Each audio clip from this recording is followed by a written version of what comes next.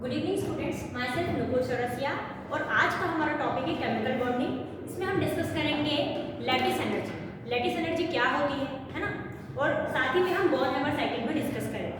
अच्छा ठीक है, chemical bonding and we will going to discuss today lattice energy. Lattice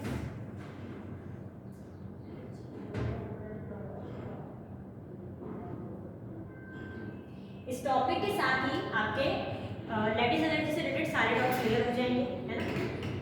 जब भी आपसे लैटिस एनर्जी का कंपैरिजन पूछा जाएगा और मोस्टली क्वेश्चन यहीं से आते हैं केमिकल बॉन्डिंग में, तो you will be able to solve their questions. ठीक है, तो चलिए डिस्कस करते हैं। ठीक है, क्या होता है ना। तो लैटिस एनर्जी को हम ऐसे समझते हैं कि मान लीजिए मेरे पास एक आयनिक कंपाउंड है ना। सपोज मेरे पास NaCl है। तो NaCl कैसे बनता है बच्चों? वी ऑल नो सोडियम का एक कैटायन है ना, क्लोरीन का एक anion and we get the NaCl। Sodium हमारे पास है गैसीय स्टेट में होता है, क्लोरीन भी गैसीय स्टेट में होता है, और ये दोनों कंबाइन करके सॉलिड स्टेट में है ना, सॉलिड स्टेट में रहते हैं। पता होगा NaCl का स्ट्रक्चर जो होता है रॉक सॉल्ट स्ट्रक्चर होता है ना, जो कि मोस्ट स्टेबल फॉर्म में होता है ना।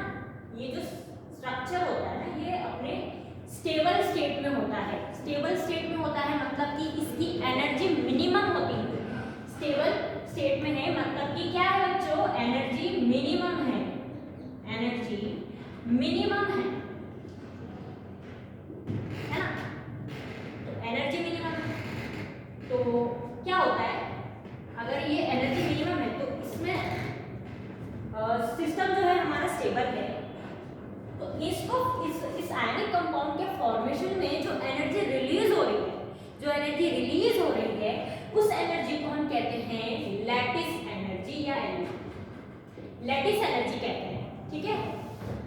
ये जो NaCl बन रहा है ये कैसा है? 3D है, 3D स्ट्रक्चर है ना।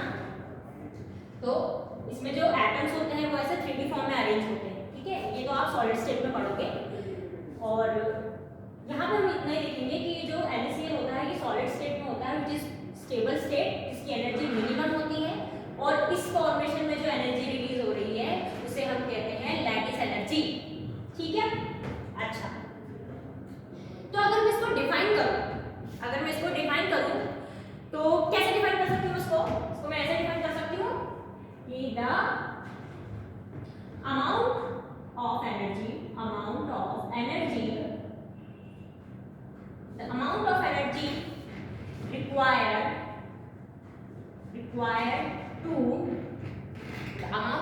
required to form 1 mole of ionic compound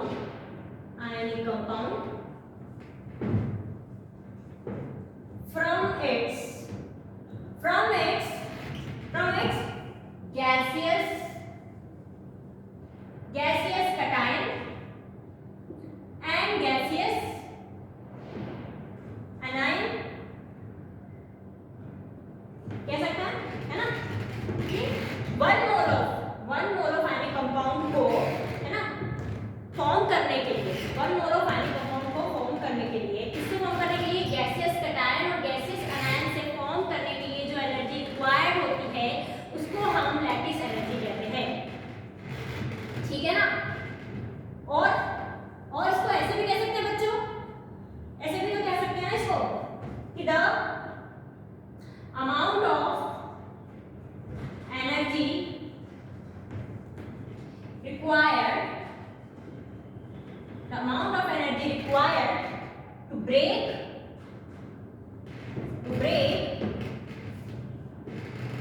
1 mole of ionic compound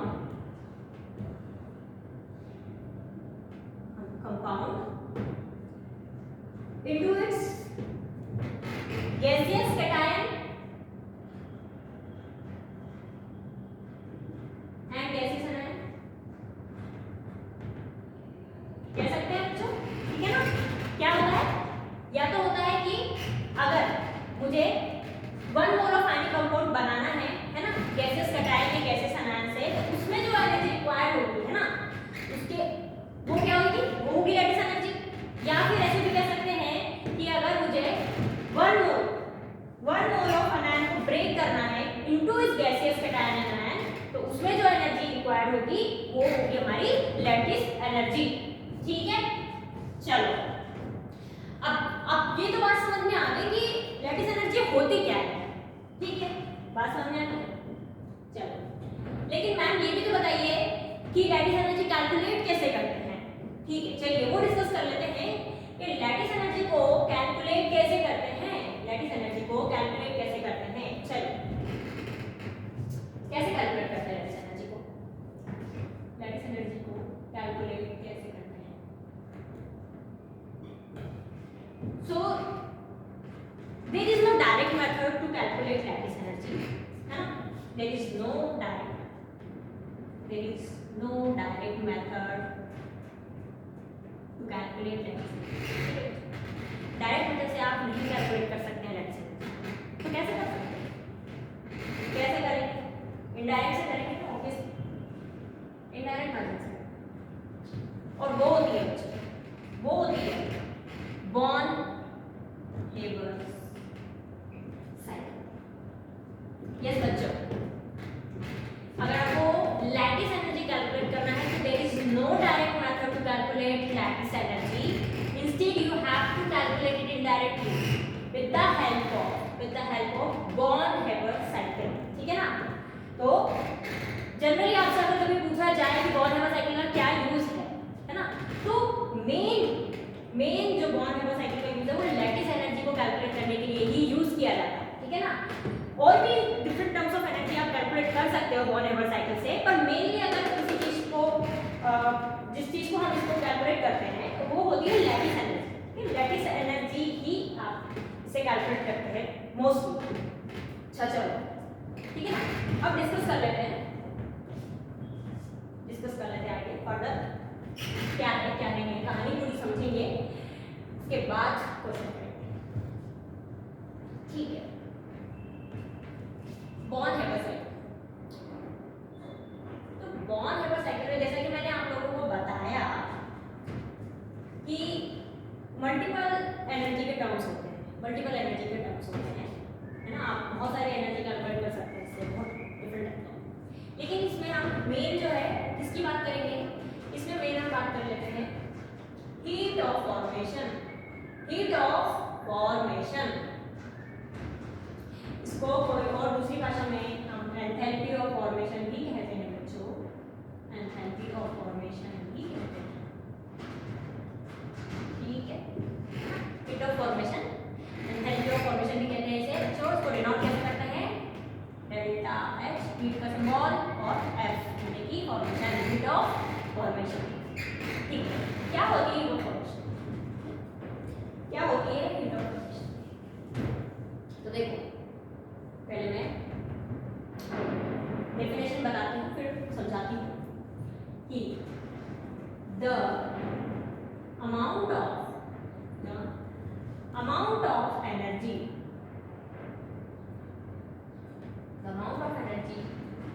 required to form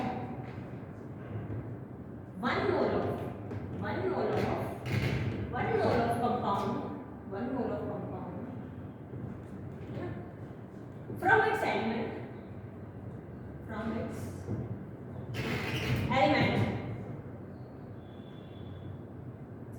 in pure and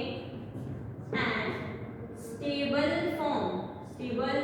बच्चों नोट करो, अंडरलाइन करो इस चीज को, प्योर एंड स्टेबल फॉर्म में। एलिमेंट कैसा होना चाहिए, प्योर एंड स्टेबल फॉर्म में, विच इज वेरी इंपॉर्टेंट, ठीक है ना। अभी आपको समझ में आएगा इसका क्या मतलब है, मैं एक एग्जांपल के तौर पे इसको समझाती हूँ, ठीक है ना। सपोज कि मान लो मेरे को NaCl बनाना है, ठीक है, NaCl मुझे बनाना है। अभी तक कैसे बना रहे थे, थोड़ी तक क्या करा था हम लोगों ने, है ना, अभी ने क्या करा था,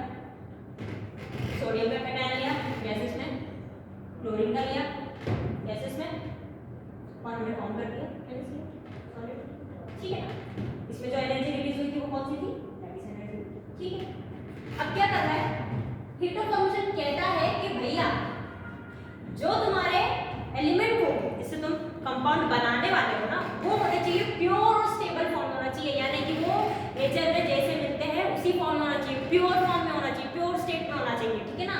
अब मैं यहाँ पे बात करूँ तो सोडियम बेटा, सोडियम कैसे मिलता है? सॉलिड फॉर्म में मिलता है, प्योर फॉर्म में, है ना। क्लोरीन कैसे मिलता है?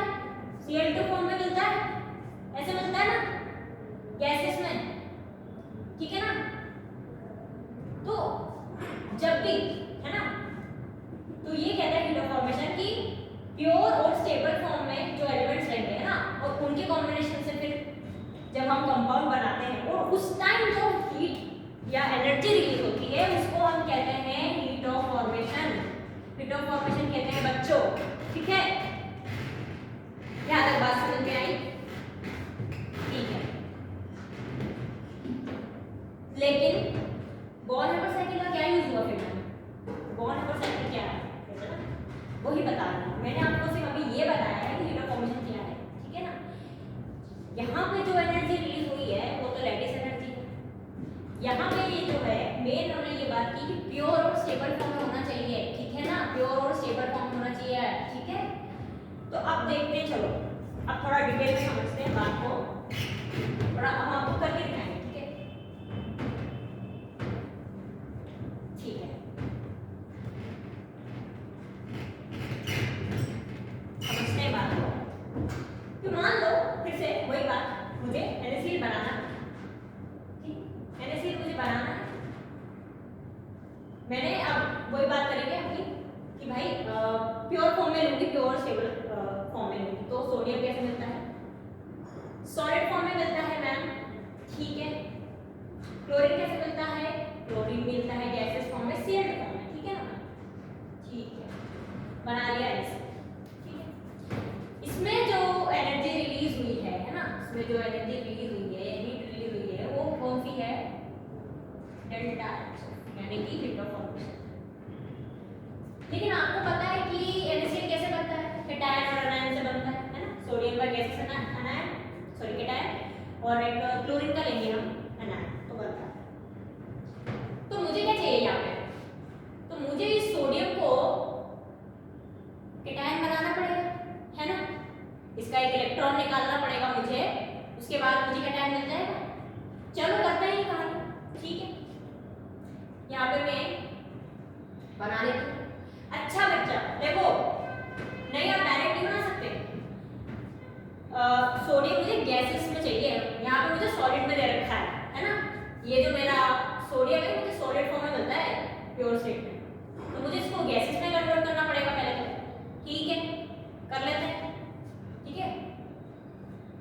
Na गैसेस में, तो बच्चों सॉलिड से गैसेस में, सॉलिड से गैसेस में कन्वर्ट करने में जो एनर्जी लगती है उसे हम क्या बोलते हैं? वो हम बोलते हैं सब्लिमेशन एनर्जी। क्या बोलते हैं? Sublimation energy. कहाँ लिखूं मैं आपको? यहाँ पे सब्लिमेशन एनर्जी, ऐसे क्या है अपना सब्लिमेशन एनर्जी है। सब्लिमेशन एनर्जी वो है सॉलिड से जब गैस में हम कन्वर्ट करते हैं, ठीक है ना, तब होती है सब्लिमेशन एनर्जी। एनर्जी दे रहे हैं, है ना, एब्जॉर्ब हो रही है, तो ये प्लस हो जाएगा, ठीक है। हीट करा, सोडियम को हीट करा मैंने, सब्लिमेशन एनर्जी दी, मेरा सोडियम गैसेस में आ गया। अच्छा आगे बढ़ते हैं। अब मुझे गैसेस में तो मिल गया है, अब मुझे इसका एक इलेक्ट्रॉन निकालना है। याद करो बच्चों, इलेक्ट्रॉन निकालने के लिए जो एनर्जी लगती, कौन सी एनर्जी होती है? पीरियोडिक टेबल में पढ़ा होगा, है ना, पहले भी पढ़ा होगा आपने, आयनाइजेशन एनर्जी, ठीक है ना। आयनाइजेशन एनर्जी क्या होती है? किसी भी इलेक्ट्रॉन को निकालने के लिए जो एनर्जी लगती है उसको हम क्या कहते हैं? Ionization energy. तो यहाँ पे मैं क्या करूंगी? इसको आयनाइजेशन एनर्जी दूंगी, ठीक है ना, आयनाइजेशन एनर्जी दूंगी, दे रही मतलब प्लस, तो ये मुझे क्या मिल जाएगा यहाँ पे? Sodium plus in gaseous state. तो मैम ये देख लो, हमने सोडियम सॉलिड से तो हम लोगों ने इसको गैसेस कैटायन बना लिया, ठीक है। क्लोरीन की बात कर लेते हैं बच्चों, क्लोरीन की बात करते हैं तो पहले तो ये रिएक्शन को यहाँ पे बैलेंस कर लूंगी, है ना, हाफ दो है। तो देखो बच्चों, क्लोरीन की तो मॉलिक्यूल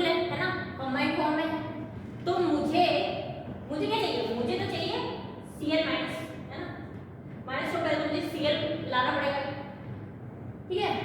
तो ऑलरेडी गैसेस स्टेट में ही है, ये सॉलिड में नहीं है, यहाँ सब्लिमेशन ऑपरेशन नहीं लगेगी, ठीक है ना। गैसेस में है, करते क्या है हम लोग इसको बॉन्ड को तोड़ेंगे। आप ये क्लोरीन क्लोरीन के बीच में जो बॉन्ड है ना उसको तोड़ देंगे। तो भैया बॉन्ड तोड़ने के लिए जो एनर्जी लगती है उसको कौन सी एनर्जी बोलते हैं? बॉन्ड डिसोसिएशन एनर्जी, ठीक है ना। बॉन्ड डिसोसिएशन एनर्जी लगाएंगे यहाँ पे, देंगे इसको क्लोरीन को बॉन्ड तोड़ने के लिए, तो ये क्या बन जाएगा मेरा? Cl बन जाएगा, SS, ठीक है ना। अच्छा, बॉन्ड डिसोसिएशन एनर्जी कब डिफाइन है? 1 मोल के लिए डिफाइन है ना। यहाँ पे हमें हाफ दे रखा है, तो बॉन्ड डिसोसिएशन एनर्जी का भी तो हाफ ही होगा ना बच्चों। डिसोसिएशन एनर्जी का भी हाफ ही लगेगा, पूरी नहीं लगेगी। मिल जाएगा हमको क्लोरीन गैसेस। अब मुझे क्या बनाना है? Cl माइनस बनाना है। क्या करूंगी मैं? यानी कि मुझे क्या करना है? इलेक्ट्रॉन देना है, इलेक्ट्रॉन दे रही हूं मैं। तो इलेक्ट्रॉन जब देते हैं तो कौन सी एनर्जी होती है? Electron affinity, electron affinity.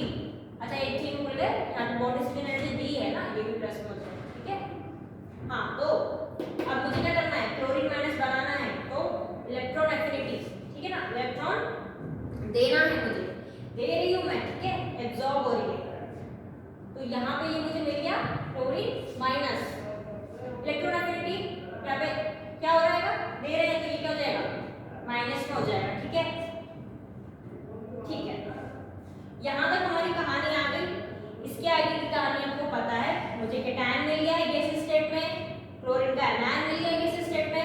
जब मैं ऐड कर दूंगी रिएक्शन मुझे क्या मिल जाएगा? ये मिल जाएगा, ये मिल जाएगा मुझे, ठीक है। तो इन दोनों के रिएक्शन में जो एनर्जी रिलीज होती है वो बच्चों कौन सी एनर्जी होती है? भी बताया था, रिलीज हो रही है कौन सी एनर्जी? लैटिस एनर्जी रिलीज हो रही है। समझ में आई बात, ठीक है ना। ये कहानी है, ठीक है। ये तो अपनी कहानी है इसकी हीट ऑफ फॉर्मेशन की, है ना। और ये जो मल्टीपल स्टेप्स हुए हैं, ये जो मल्टीपल स्टेप हुए हैं, इनसे हमने ये लाया है, ठीक है। हेस लॉ के बारे में सुना होगा आपने। हेस लॉ क्या कहता है कि सिंगल स्टेप में जितनी एनर्जी लग रही है ना, उसका सम उतना ही होगा। सॉरी, जितनी सिंगल स्टेप में, मल्टीपल स्टेप में जितनी भी एनर्जीज लग रही है, सिंगल स्टेप में उसका उतना ही सम होगा, ठीक है ना, हेस लॉ के अकॉर्डिंग। चलो ठीक है, यहां तक हमें बात समझ में आ गई। अब आगे बढ़ते हैं।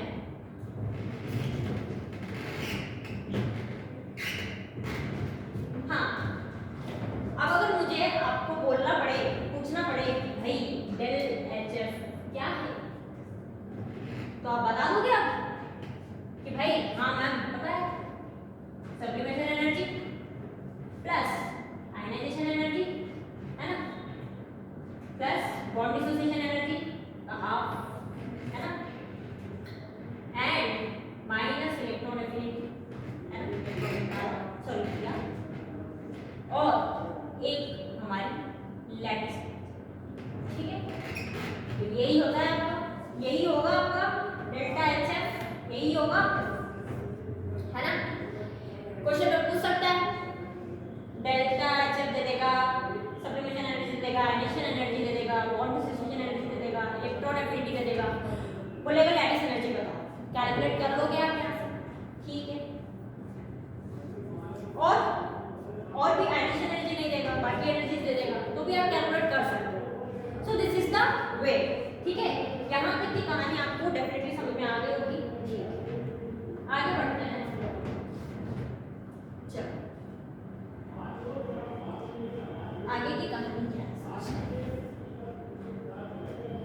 तो देखो बच्चों, अब आप मुझे बताओ कि भाई जो हमारी लैटिस एनर्जी है वो किन किन फैक्टर पर डिपेंड करती है, किन किन फैक्टर पर डिपेंड करती है। क्या क्या देखा आपने? देखो मैं आपको समझाती हूँ। हेडिंग ये रहेगी अपनी कि फैक्टर्स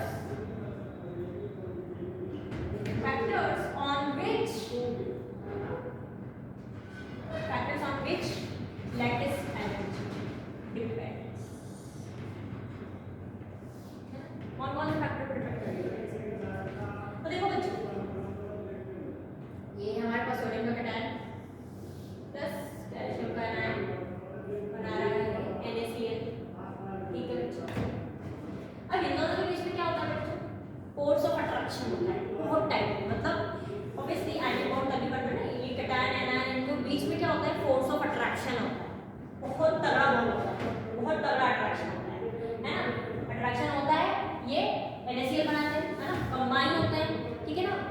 कंबाइन होकर मोस्ट स्टेबल स्टेट में आ जाते हैं, मोस्ट स्टेबल स्टेट में आ जाते हैं।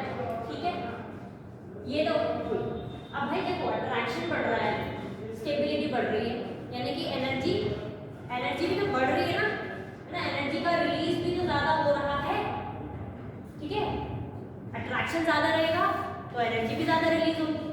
ठीक है, तो देखो फोर्स ऑफ अट्रैक्शन इधर क्या होता है, k q1 q2 upon r square होता है। तो ये तो अभी भूल जाओ, कांस्टेंट तो भूल जाओ आप अभी, है ना। तो ये देखो q1 क्या है, कैटायन का चार्ज, q2 क्या है, एनायन का चार्ज, r क्या है, इन दोनों के बीच का डिस्टेंस, इन दोनों के बीच का डिस्टेंस। ठीक है, ये होता है। तो आप देखो लैटिस एनर्जी किस किस पे डिपेंड कर रही है भाई, फोर्स पर एनर्जी रिलीज हो रही है ना, तो फोर्स ऑफ अट्रैक्शन ज्यादा है तो एनर्जी ज्यादा रिलीज हो रही है, यानी कि फोर्स ज्यादा है, लग रहा है अट्रैक्शन ज्यादा हो रहा है, यानी कि फोर्स ऑफ अट्रैक्शन अगर ज्यादा है तो लैटिस एनर्जी भी ज्यादा होगी कि नहीं होगी, है ना। एनर्जी ज्यादा रिलीज हो रही है, फोर्स ऑफ अट्रैक्शन बढ़ रहा है तो लैटिस एनर्जी भी ज्यादा होगी। ठीक है, तो आप इधर देखो ना, इसको ऐसे देखो, फोर्स बढ़ेगा है ना, फोर्स बढ़ रहा है, यानी कि इसको इससे रिलेट कर सकती हूँ मैं, इसको ऐसे लिख लूँ, इसको ऐसे लिख लूँ कि lattice energy depends on directly proportional, है ना। किसके डायरेक्टली प्रोपोर्शनल है, कैटायन का चार्ज और एनायन का चार्ज, है ना, directly proportional to charge of cation and charge of anion. Cation का चार्ज जितना ज्यादा होगा लैटिस एनर्जी उतनी ज्यादा होगी, एनायन का चार्ज जितना ज्यादा होगा उतनी ही उसकी लैटिस एनर्जी भी ज्यादा होगी। ठीक है, एक चीज तो ये समझ में आ गई हमको यहाँ से। ठीक है, दूसरी बात कर लेते हैं। दूसरी बात, इसकी बात तो हो गई, और किस पर डिपेंड कर रहा है, डिस्टेंस पे। ठीक है, इसको ऐसे समझो, इसको ऐसे समझो, यहाँ पे बता देता हूँ। साइज की बात करेंगे, size of anion, size of क्या होगा। ठीक है, जब साइज बढ़ेगा, जब साइज बढ़ेगा तो क्या होगा, उनके बीच का डिस्टेंस जो होगा वो बढ़ जाएगा, है ना। साइज बढ़ेगा तो डिस्टेंस भी क्या होगा, बढ़ जाएगा, तो उनके बीच में अट्रैक्शन भी कम होगा ना, है ना। जितना बड़ा आपका वो रहेगा साइज, उनके बीच में अट्रैक्शन कम हो जाएगा, क्योंकि भैया डिस्टेंस बढ़ जाएगा ना तो अट्रैक्शन कम हो जाएगा। तो अगर साइज ऑफ एनायन बढ़ रहा है तो डिस्टेंस बढ़ रहा है, डिस्टेंस बढ़ रहा है तो अट्रैक्शन कम हो रहा है ना, अट्रैक्शन कम हो रहा है, और अट्रैक्शन अगर कम हो रहा है, फोर्स ऑफ अट्रैक्शन कम हो रहा है तो लैटिस एनर्जी भी क्या हो जाएगी, कम हो जाएगी। तो इसको ऐसे समझ लें, बात क्या निकल गई यहाँ से कि lattice energy is inversely proportional of size of, है ना। ये बात यहाँ से निकल गई। तो भैया दो फैक्टर पे डिपेंड कर रहा है।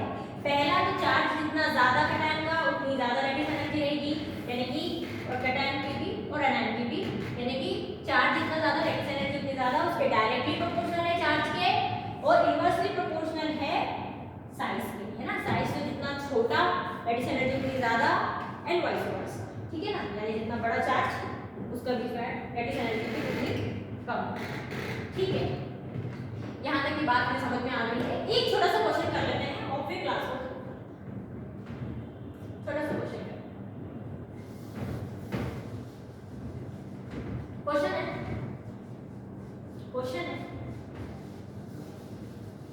which has more legs, which has more legs,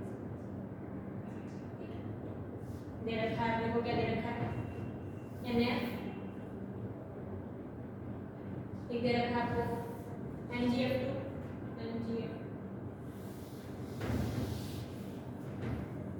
और एक दे रखा है L। कैसे करेंगे,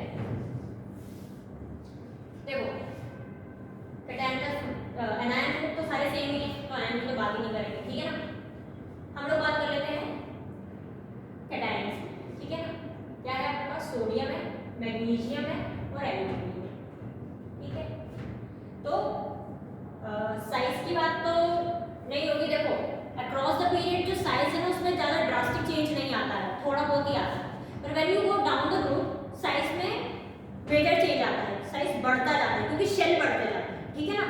तो अक्रॉस द ग्रुप तो साइज में कोई ज़्यादा चेंजेस आता नहीं है, छोटा होता है, कंसिडरेबल होता है, ठीक है ना।